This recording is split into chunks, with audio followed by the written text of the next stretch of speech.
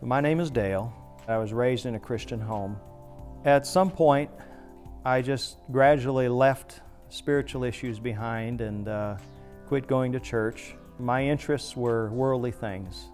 Lo and behold, those things brought me on a track to where one day I found myself landing in prison.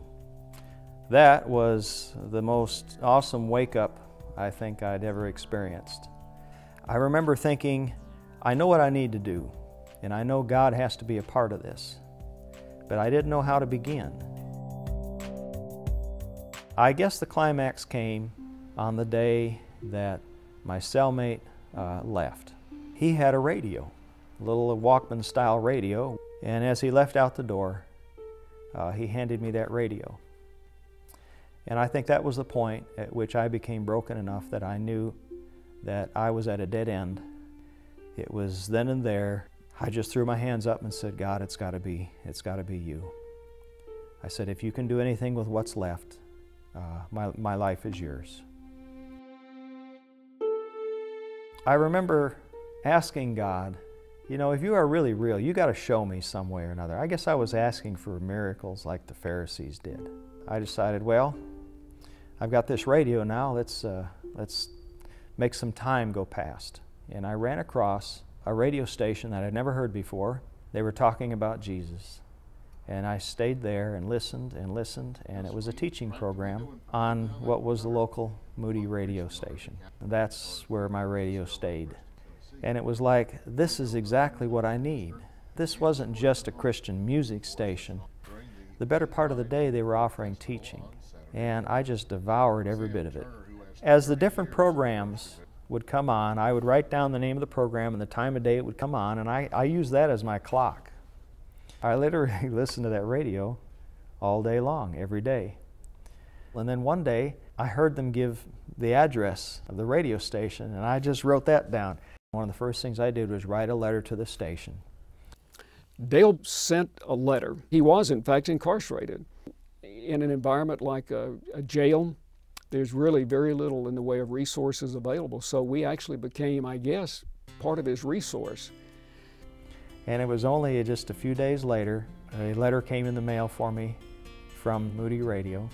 In it was a very nice letter from the station manager, wrote back to me personally, and told me that they were praying for me.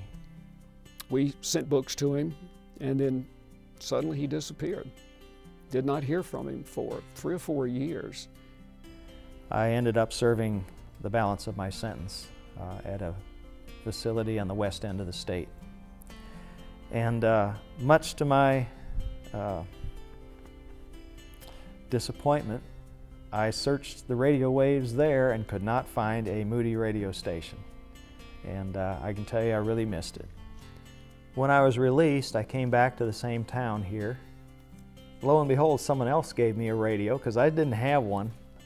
First thing I did was turn it on and find Moody Radio again. Moody Radio, where you turn for life.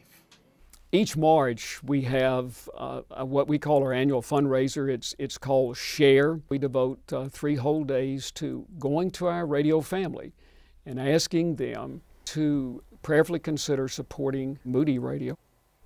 I just knew, even though I had no work and really had no money, no resources or anything, I just had to do something. I think I brought $10 down to the station.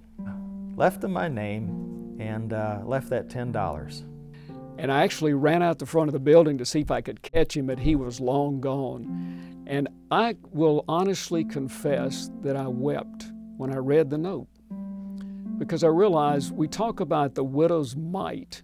This was beyond the widow's mite. Here's a man who had no job, no source of income because he's just been released from prison, and he shared what he had. It has made just an absolutely huge difference in where I am today, in my spiritual stance. I think that the work of Christ would be a lot farther along if everybody could have access to hearing Moody Radio. I really believe that.